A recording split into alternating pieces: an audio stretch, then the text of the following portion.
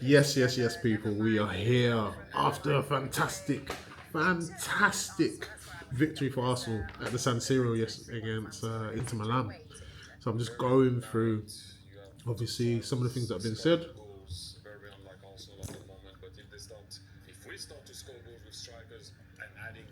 Yeah.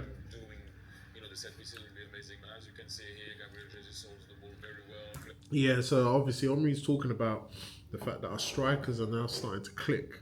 And I made a video earlier or yesterday where I said, listen, we ain't even hit the ground running yet.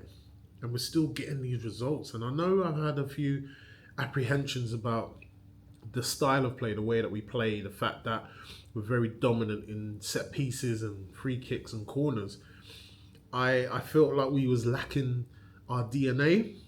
Do you get me, in terms of how we score our goals? But then when I look back at the highlights, especially, or when I remember the goals, especially the opening goal for yesterday, where Gabriel Jesus, Eze, I think they all link up together, which is fantastic.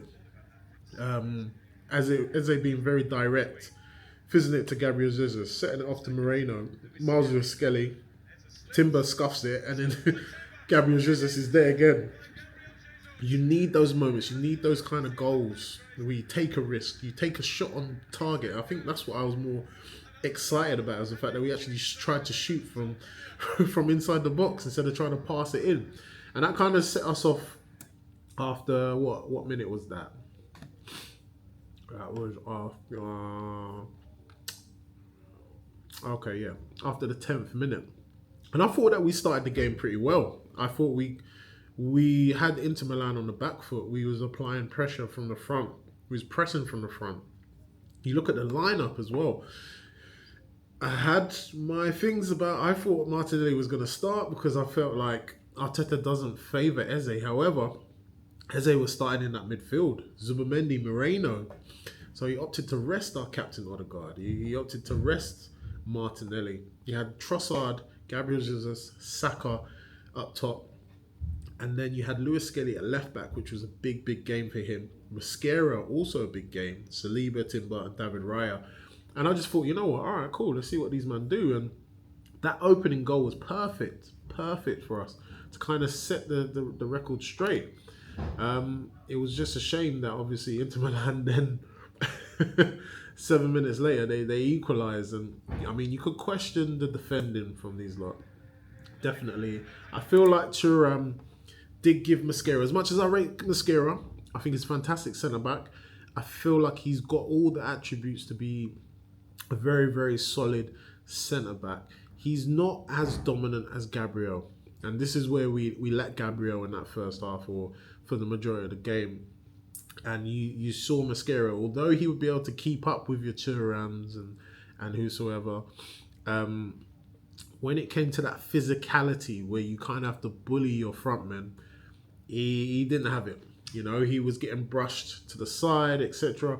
He was allowing the ball to be, you know, for the strikers to have more than 1-2 touches in and around the box. So let's have a look at the second goal, the equalising goal from Inter. Obviously, they break away. Miles Skelly's not in the best position as well, which I'll talk about in a bit. But Thuram's allowed to get up. It ricocheted is off. Questionable Zubamendi. Could you got a bit closer, Zubi?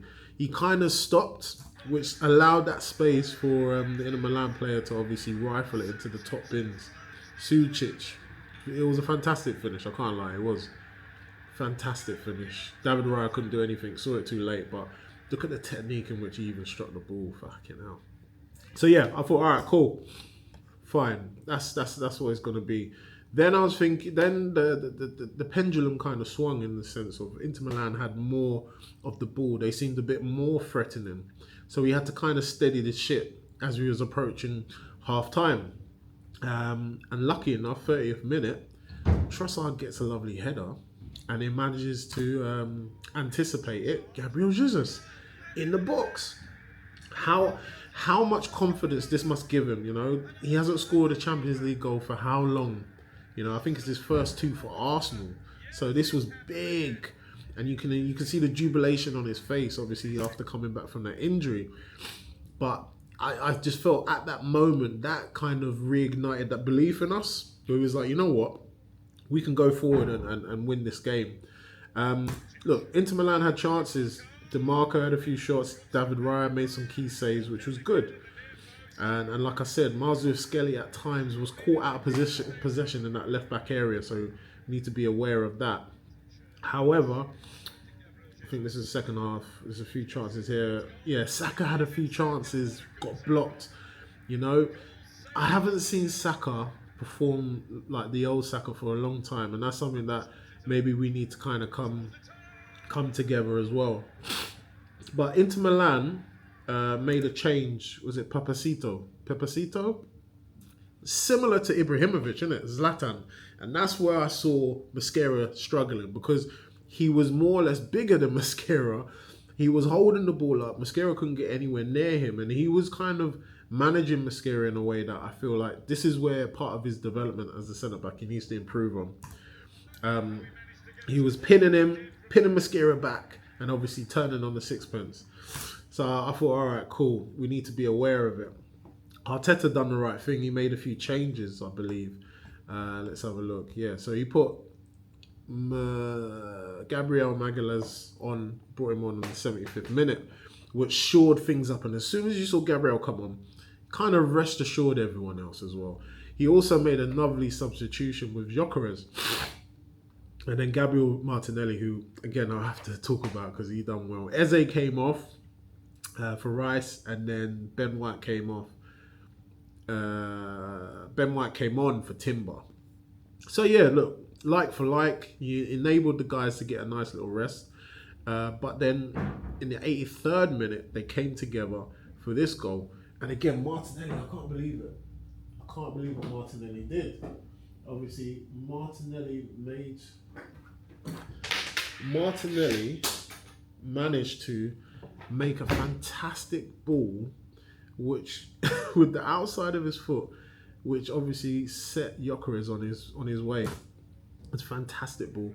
And obviously Gyökeres is someone that people have been questioning, calling him Tin Man, saying that he's too big for his boots. He wears Timberland shoes. He put that ball away and he celebrated emphatically. I was so happy for him. So that was something that I can definitely say has kind of given us that confidence to say, all right, cool, let's go forward now and let's really stamp our approval. Sitting top of the Champions League. We got a game now going into that Man United game. It's fantastic. I'll do a preview on that. But I just wanted you to obviously give you my thoughts on the game. This was a game for the forwards. This was a game for them to ignite themselves in the Champions League, number one. But also to give them that confidence. Because once you have that confidence, the goals are going to come. And I can see with Gyökeres, he's so hard working. Now the goals will start coming and people will start changing their tune about him. So for all those that turned their back on Gyökeres and doubted him, that's from rival fans to our own fans, you watch this space. Gyökeres is going to come good. And the bonus is you got Gabriel Jesus, then you got Havertz to come as well. It's fantastic. But listen, let me know what you think in the comments below. Please subscribe. I'm going to do more of these videos, especially this part of the season. I've got a bit more time. And yeah, I'll speak to you soon. Take care. Bye.